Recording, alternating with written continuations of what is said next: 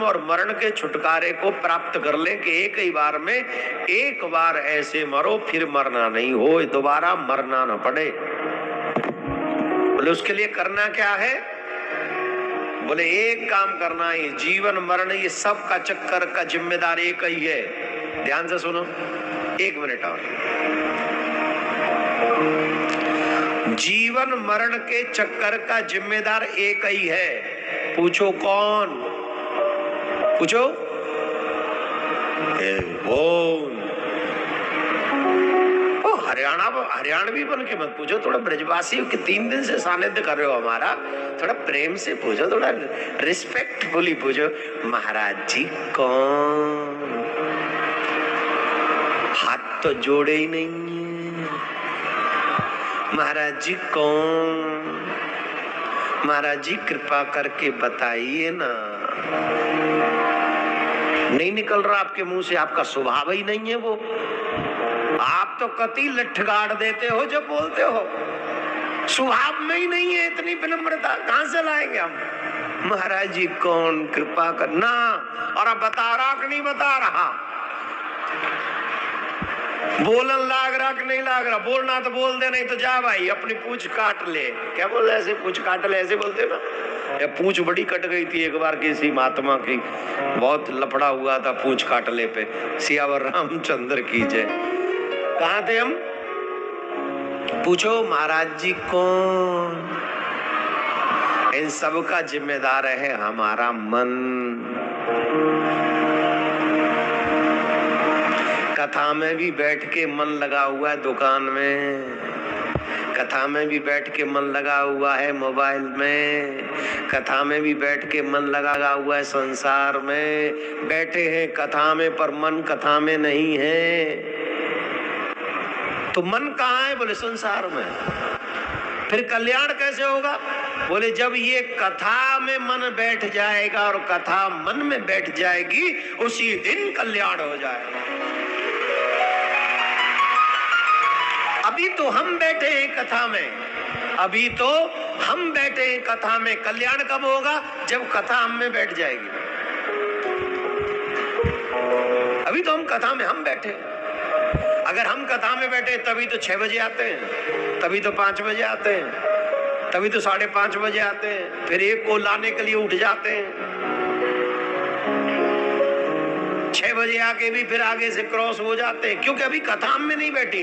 हमें कथा में बैठना है, लेकिन जिस दिन हम में कथा बैठ जाएगी, मैं प्रॉमिस करता हूं आप 3:30 बजे से पहले आकर बैठ जाओगे, क्योंकि कथा तुम में बैठ गई है।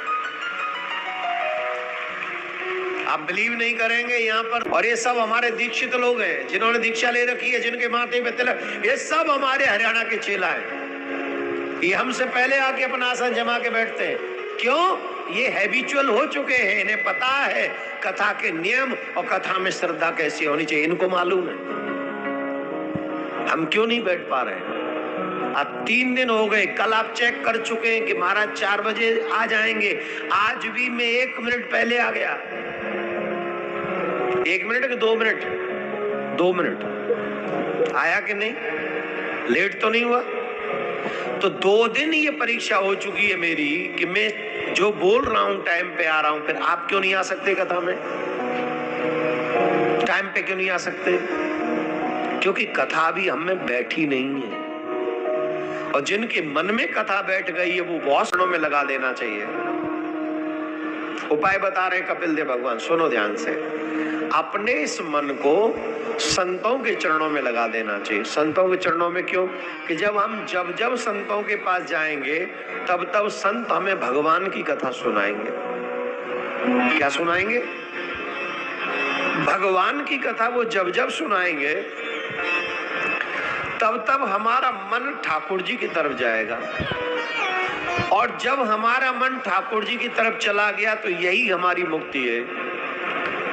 मन संसार में लग गया तो 84 के चक्कर काटेगा, और मन संतों के चरणों में लग गया, भगवान के चरणों में लग गया, तो उसी समय मन मुक्त हो जाएगा, उसी समय मुक्त हो जाए। सिंपल सी बात है। पर ये मन फंसा रहा है। बार बार फंसा रहा है। जब और जैसे ही आरती नहीं होती उससे पहले तो वो लाइन ध्यान करते हैं कौन सी लाइन में बैठ के भंडारा लेना। आरती नहीं हुई अभी और 2 माताएं तो निकल गई, वो भंडारे में मिलेंगे आपको। अभी 6:37 हुई हैं, 2 माता गई कि पहले हम फर्स्ट। एक दृष्टांत के माध्यम से इस बात को सुनो। एक व्यक्ति के आंखों पर पट्टी बांधकर एक ऐसे बाउंड्री वॉल के भीतर छोड़ दिया गया जिसमें 84 दरवाजे थे। कितने? जोर से बोलो। एक व्यक्ति की आंख में पट्टी बांधकर ऐसी बाउंड्री के अंदर डाल दिया जिसमें 84 दरवाजे थे, जिसमें से 83 दरवाजे बंद थे। 83 दरवाजे बंद थे, एक ही दरवाजा खुला था 84 में से, और उसे कहा था तुम निकलना। बोल ठीक है, इसमें कौन सी बात है, हम निकल जाएंगे, थोड़ा समय लगेगा, निकल। हाँ निकल आओ। उस व्यक्ति ने युक्ति की कि यहां से निकलना प्रारंभ किया। ऐसे दीवार के सारे हाथ लगाता हुआ जा रहा था, लेकिन उसके शरीर में खुजली मची। अचानक से खुजली होने लगी। तो जो अच्छा खुजली भी हुई अपोजिट साइड, मतलब जिस हाथ को दीवार पे लगा के चल रहा था उसके अपोजिट खुजली हुई दूसरे हाथ में। तो वो फिर यूं खुजलाता रहा, लेकिन उसने चलना बंद नहीं किया। अब बताओ क्या हुआ होगा? दरवाजा निकल गया, और जब खुजला लिया तो फिर लगा दरवाजे ऐसे, और फिर दरवाजे के पास आए, फिर खुजलाने लगा, फिर निकल गया, फिर गया, फिर आया, फिर खुजलाने लगा, फिर हो गया, फिर ऐसे। उसी दरवाजे में वो फंस के रह गया, उसी बाउंड्री वॉल में। क्यों? जब वो दरवाजा आता तब खुजली मस्ती, और जब खुजली मस्ती तब वो खुजलाने लगता और खुद निकलता गया। आप कह रहे होंगे इसका मतलब क्या हुआ? हाँ, इसी का मतलब हम पे ही है।